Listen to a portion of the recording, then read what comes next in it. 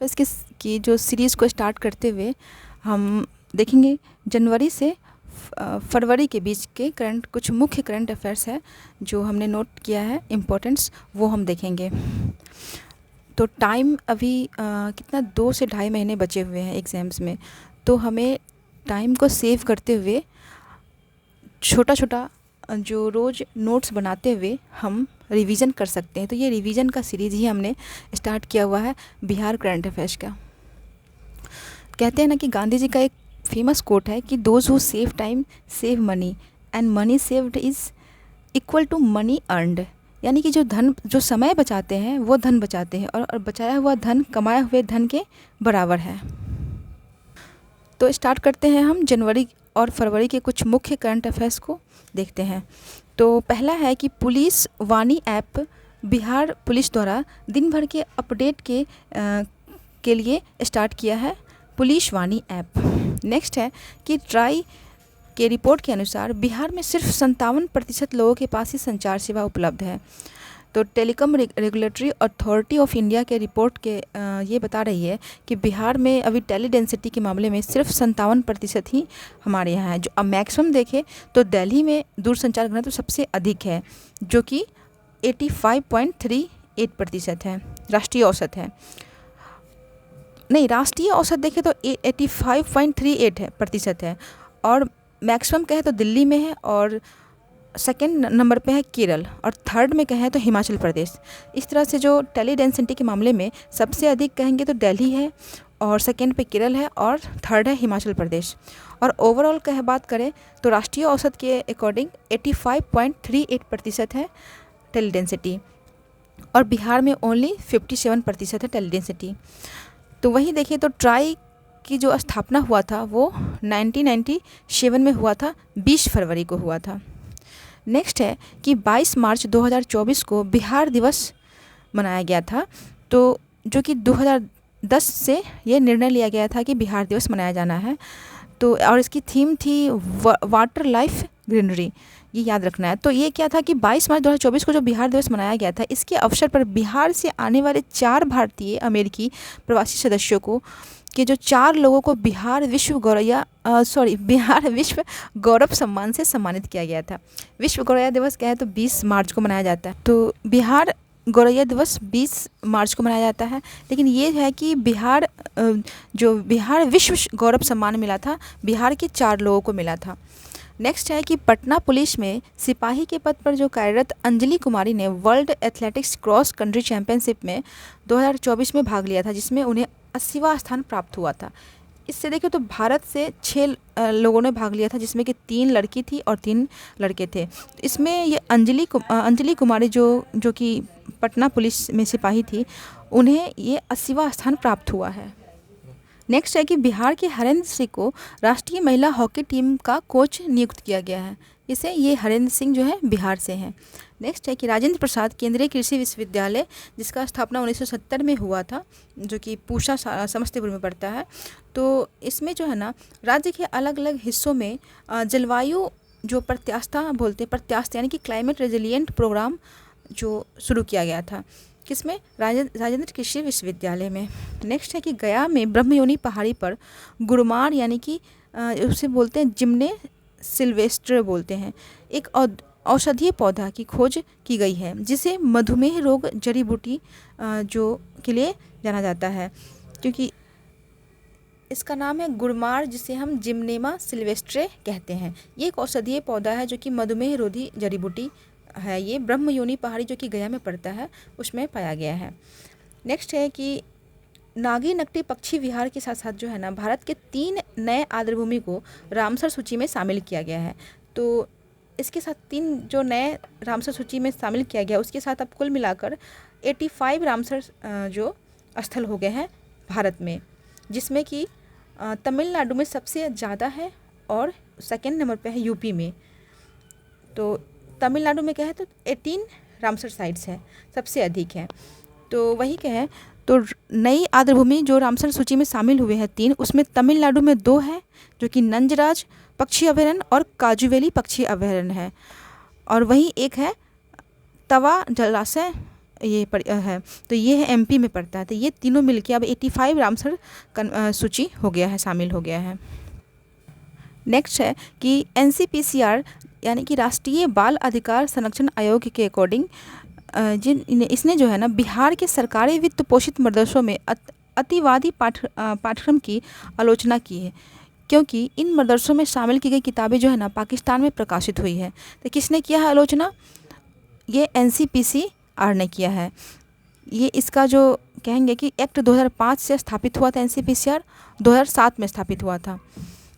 इसने ये एक क्या है कि सांविधिक निकाय है, ये महिला और बाल विकास मंत्रालय के अधीन ये कार्य करता है। क्या? एनसीपीसीआर। याद रखना कि एक्ट है 2005 का और स्थापना हुआ था 2007 में। इसने जो है ना कि जो मदरसा में जो वित्त उपलब्ध कराया जा रहा है और उसमें जो प्रकाशित जो कुछ पुस्तकें हैं उससे पाकिस्तान में कुछ प्रकाशित पुस्तकें उससे देखा गया है कि वो सेम है, तो इसलिए इस पर आपत्ति जताई गई है। किसके द्वारा? एनसीपीसीआर के द्वारा। नेक्स्ट है कि बीआरएमएस जो है यानी कि बिहार राज्य मदरसा सुधारीकरण योजना के तहत राज्य के विभिन्न हिस्सों में 21 नए मदरसे स्थापित करने का निर्णय लिया गया है। कितने? तो बीआरएमएस यानी कि बिहार राज्य मदरसा के अकॉर्डिंग 21 नए मदरसे स्थापित करने का ये निर्णय लिया गया है। अच्छा है कि बिहार का दक्षिणतम जिला जो गया है वो महाबोधि मंदिर, डुंगेश्वरी गुफाएं, विष्णुपद मंदिर तथा वतरंग झील, ये जो मुख्य रूप से यहाँ पर्यटन के लिए विख्यात है। तो इसमें पर्यटन के क्षेत्र में कुछ नई नई योजनाएं शुरू की गई जिससे कि पर्यटन क्षेत्र को बढ़ावा मिल सके। ये क्या है? बिहार में है, सबसे दक्षिणतम जिला है गया। इस पे महाबोधि मंदिर, डुंगेश्वरी गुफाएं, विष्णुपद मंदिर तथा वतरंग झील, इन सभी को पर्यटन क्षेत्र के रूप में विकसित करने का और बढ़ावा देने का पर्यटन को ये निर्णय लिया गया है।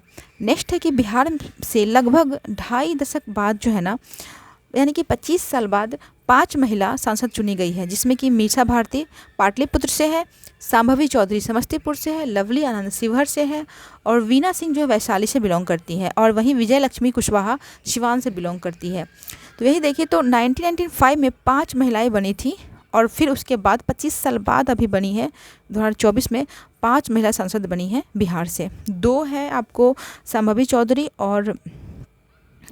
और विजय लक्ष्मी कुशवाहा, ये दोनों बनी हैं आपको लोजपा से बनी हैं। नेक्स्ट है कि कोची मेची लिंक परियोजना का मुख्य उद्देश्य क्या है? ये जल संसाधनों का प्रबंधन और सिंचाई के लिए मुख्य रूप से कोशी मेची लिंक का किया गया है शिलान्यास। ये जो है कि बिहार बजट में इसका एलोकेशन क्या है बजट का? तो 11,500 करोड़ का बजट एलोकेशन हुआ था। किसके लिए? कोसी मेची लिंक परियोजना के लिए ये किया गया था, क्योंकि ये सिर्फ हम कहें तो जल संसाधनों का प्रबंधन और सिंचाई के लिए ही नहीं, ये मेन रूप से जो बाढ़ को भी कुछ हद तक नियंत्रित करेगा, लेकिन इसका मुख्य उद्देश्य पूछा गया है तो वो है आपको जल संसाधन का प्रबंधन और सिंचाई के लिए मुख्य रूप से किया गया है।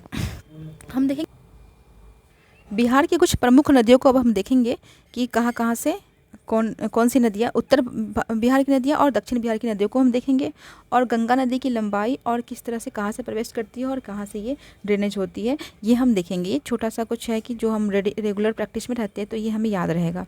ये देखते हैं कि ये बिहार का मैप है।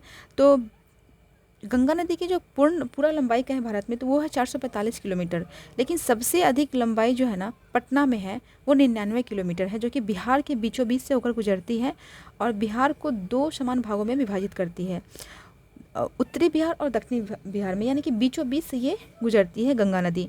और सबसे अधिक लंबाई इसका है आपको पटना में है, 99 किलोमीटर है। वहीं गंगा के प्रवेश की बात करें तो ये बक्सर में चौसा के पास प्रवेश करती है और ये सारण और भोजपुर का है, तो इस दोनों के जो एक सीमा बनाती है सारण और भोजपुर में। और कुल का है यहाँ पे बिहार में जो गंगा नदी जो कुल 12 जिलों से होकर गुजरती है। इस पे गंगा पर जो महात्मा गांधी सेतु जो ये NH-19 का एक महत्वपूर्ण हिस्सा है, ये महात्मा गांधी सेतु जो कि गंगा नदी पे ही बना हुआ है पटना में, तो सबसे अधिक लंबाई है इसकी। तो यही कुछ फैक्ट है कि ये जो गंगा नदी है भोजपुर और सारण जिले के बीच सीमा बनाती है और ये 12 जिलों से होकर गुजरती है गंगा नदी। ये भी क्वेश्चन बीपीएससी में आया हुआ है। वही नेक्स्ट देखें तो भागलपुर में गंगा उत्तरायण होती है और गंगा कटिहार ज़िले से बाहर निकलती है, यानी कि ये पार करते हुए ये कटिहार ज़िले से ये फिर ये ड्रेनेज हो जाती है वेस्ट बंगाल में, फिर वेस्ट बंगाल से ये बांग्लादेश में जाके ये प्रवेश गिर जाती है बे ऑफ बंगाल में।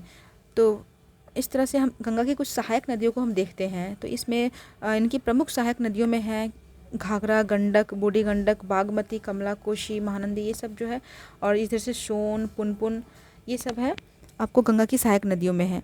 तो ये उत्तर भारत की जो सहायक नदियां हैं वो हम देखते हैं। उत्तर बिहार की जो गंगा नदी है जो कि बिहार में आती है वो हम देखते हैं। तो पहला है कि घाघरा है जो कि यूपी वाले क्षेत्र से बॉर्डर बनाती है। दूसरा गंडक है, तीसरा है बूढ़ी गंडक है। उसके बाद ये बूढ़ी गंडक ही बागमती में जाके आगे मिल जाती है। फिर है नेक्स्ट है कमला है, ये कमला फिर कोशी में जाके मिलती है। फिर सबसे ईस्ट फ्लोइंग रिवर है वो महानंदा है जो कि किशनगंज में प्रवेश करती है। वहीं नीचे दक्षिण बिहार की नदियों में देखें तो वो है सबसे पहले कर्मनाशा है जो कि कैमूर वाले क्षेत्र में ओरिजिनेट होती है और यहीं पे बहती है, कर्मनाशा है। नेक्स्ट है कि सोन है, और थर्ड है फल्गु, और ये पुनपुन है, फिर क्यूल है, और फिर लास्टली अजय है ईस्ट फ्लोइंग दक्षिण की ओर से।